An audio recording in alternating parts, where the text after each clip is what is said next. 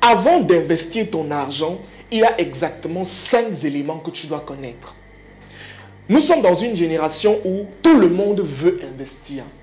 Quand quelqu'un a de l'argent, il veut investir. Avec l'avènement des vidéos qui sont parues sur YouTube, Facebook, TikTok, on a beaucoup de coachs en réalité, beaucoup de personnes qui prônent l'investissement. Mais je vais vous dire dans cette vidéo qu'il y a des éléments que si vous ne comprenez pas avant d'investir, votre investissement ne servira à rien. Je ne sais pas si je me fais comprendre.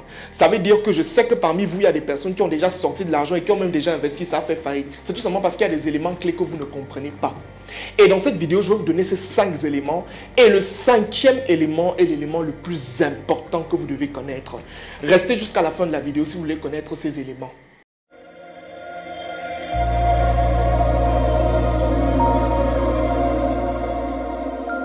Je me présente rapidement, Franck Nubossi, promoteur de la startup Osher Mindset. Et sur nos différentes plateformes, Facebook, YouTube et TikTok, tu vas retrouver tout le contenu qui va te permettre d'évoluer de manière conséquente, de changer de mentalité, de devenir riche sur le plan personnel, sur le plan spirituel et sur le plan financier. Tout ce que tu as à faire, c'est de t'abonner sur toutes nos plateformes. Et si tu souhaites bénéficier d'un accompagnement concernant l'investissement, concernant la gestion des finances personnelles, ou alors tu veux bénéficier de l'un de nos programmes, contacte-nous tout simplement en regardant dans le lien qui se trouve juste en commentaire. Comme je disais dans Entame de jeu, l'investissement en réalité, ce n'est pas un jeu. Vous devez le connaître. Et je vais le dire de manière plus crue. On ne blague pas quand on met l'argent quelque part. Vous devez comprendre ça. Aujourd'hui, je vois des personnes, par exemple, qui, par la grâce de Dieu, ont amassé beaucoup d'argent. Ça veut dire, par exemple, tu as un salarié qui a eu beaucoup d'avantages, il a pu épargner de l'argent et il se retrouve autour de 10 millions dans le compte bancaire. Mais la stupidité qu'il va faire, c'est qu'il va prendre et aller lancer ou mettre dans une activité sans connaître des éléments clés. Je vous dis et je vais toujours le redire, un investissement c'est comme avoir un enfant. Avant d'avoir un enfant, on se prépare.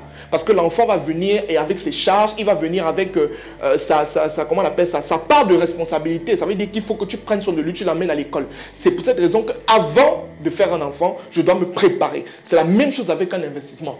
Avant d'investir l'argent, je dois absolument connaître certains éléments clés.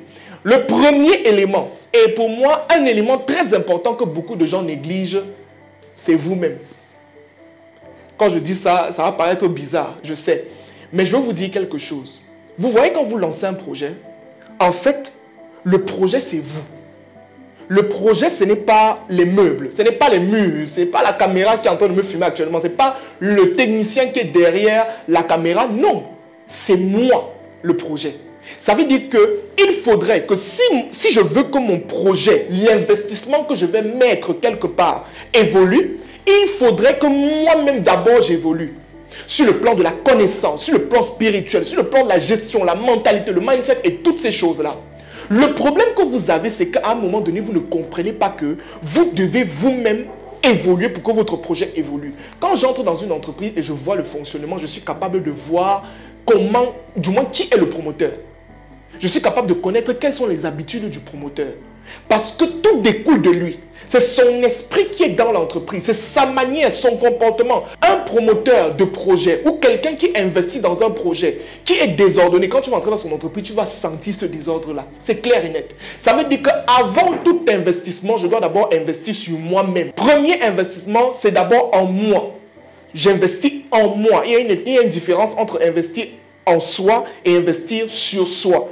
Quand on dit investir sur soi, c'est quoi? C'est le vêtement, c'est le branding, c'est le fait de prendre soin de moi, etc. et tout ce qui va avec. Quand je dis investir en moi, c'est tout simplement le fait d'acheter des formations, mon éducation personnelle, acheter des livres, comment on appelle ça, des masterclass, assister à des masterclass. Et par rapport à ça même, le 2 décembre, nous, mon équipe et moi, nous lançons une masterclass qui va porter sur comment développer un plan stratégique financier pour investir en 2025. Voilà par exemple une masterclass dans laquelle tu dois assister et pour pouvoir savoir comment investir en 2025. C'est un investissement que tu feras en toi qui va te permettre de faire quoi? De connaître de manière claire comment est-ce qu'on place un plan stratégique pour investir durant l'année qui est en train d'arriver parce que 2025 se prépare dès maintenant.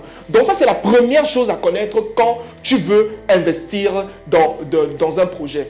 La deuxième chose que tu dois connaître quand tu veux investir, tu dois tenir compte de ce qu'on appelle le retour sur investissement.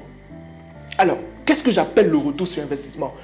Quand je mets l'argent quelque part, c'est pour que ça produise. On n'investit pas pour perdre. Du moins, on n'investit pas avec l'intention de perdre de l'argent. On n'investit pas. Du moins, je ne prends pas 100 millions, 10 millions, 1 million, 500 000 et je mets dans un projet pour perdre. Non. Je fais ça pour gagner de l'argent. À l'école, quand moi j'ai fait la seconde G, j'ai fait comptabilité à l'école. C'est pour cette raison que vous allez remarquer que de plus en plus, je suis très à l'aise dans les sujets de finance et tout ce qui va avec. J'ai eu à parcourir même des cabinets, donc je comprends très bien ce sillage-là. Quand j'étais en seconde G, la définition de l'entreprise qu'on nous donnait, c'est quoi? L'entreprise est une entité financièrement indépendante qui combine des ressources pour pouvoir réaliser un profit. Ça veut dire que l'entreprise n'est pas là pour perdre. La finalité d'une entreprise, c'est de réaliser le profit. Ça veut dire que quand moi je décide d'investir, je dois pouvoir gagner quelque chose. Et pour cela, je dois faire un calcul. Je dois faire ce qu'on appelle une projection financière, un plan financier de l'investissement que je suis en train de vouloir faire pour pouvoir savoir si je vais gagner ou si je ne vais pas gagner, en quelle période est-ce que je vais gagner. Et si vous voulez connaître comment est-ce qu'on établit un plan financier, c'est simple. Rendez-vous le 2 décembre, je vais vous montrer comment ça se passe, comment est-ce qu'on établit de manière simple un plan stratégique, un plan financier qui permet de savoir quel sera le retour sur investissement qu'on va pouvoir avoir sur un projet quelconque. C'est le même barème dans tous les projets. Je vais vous montrer la structuration. Ça, c'est la deuxième chose. La troisième chose, c'est tout simplement ce que je vais appeler la mesure du risque. Très, très important, chers amis, la mesure du risque. Quand les gens investissent, moi, je ne sais pas. Regardez, je vais vous dire quelque chose. On n'investit pas parce qu'on a vu quelqu'un investir. Non. On n'investit pas parce qu'on veut montrer aux gens qu'on est entrepreneur. Non, non, non. C'est souvent ce genre d'absurdité. Ça veut dire que tu vois en ligne, tu parles, on te dit que vraiment, il y a un gars qui fait une vidéo, dit que l'élevage, ça marche. Vraiment, vous devez comprendre que l'élevage, toi aussi, tu portes ton argent, tu peux pas mettre dans l'élevage. Attention.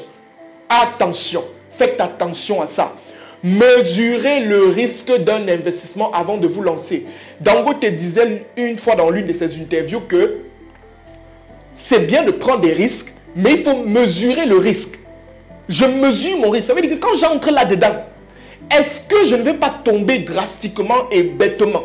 L'entrepreneur, c'est celui qui a la capacité d'anticiper, d'évaluer, de calculer, de voir de faire ce qu'on appelle une projection financière, une projection dans le temps, pour connaître ce qui va se passer et savoir comment se préparer. La Bible dit, l'homme sage sait voir le danger de loin et s'en préserve. Ça veut dire que je dois être en mesure de regarder le risque qui arrive et savoir comment positionner mon argent. Je ne vais pas vous raconter je ne vais pas commencer à vous parler de certaines choses, mais vous connaissez. Il y a des systèmes qui se sont installés au Cameroun et en Afrique. Les gens sont allés mettre leur argent sans mesurer le risque. Et aujourd'hui, vous connaissez la suite de l'histoire. Je ne vous dis pas beaucoup de personnes qui ont perdu beaucoup d'argent. Faites attention.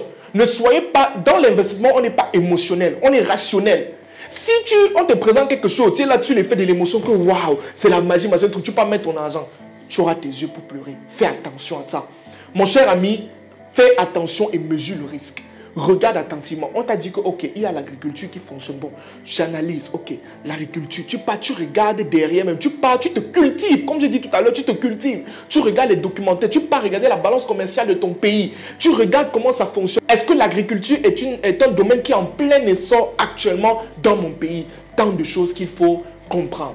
Voici ainsi donné les 3 éléments. Maintenant, le 4e et le 5e élément, nous allons en parler le 2 décembre 2024 lors de notre masterclass qui se tiendra exclusivement en ligne sur le thème comment établir un plan stratégique financier pour investir en 2025. Tout ce que tu as à faire, c'est de réserver ta place dès maintenant en cliquant sur le lien qui se trouve en commentaire si tu es sur Facebook ou encore regarde rapidement dans ma description si tu es sur YouTube pour pouvoir bénéficier ou alors assister à cette masterclass qui se tiendra en ligne. Quelle qu'en soit ta situation géographique, France, Angleterre, Côte d'Ivoire, Ghana, Nigeria même, Burkina Faso, Cameroun, où que tu sois, tu peux participer à cette formation. Il suffit juste de réserver ta place dès maintenant.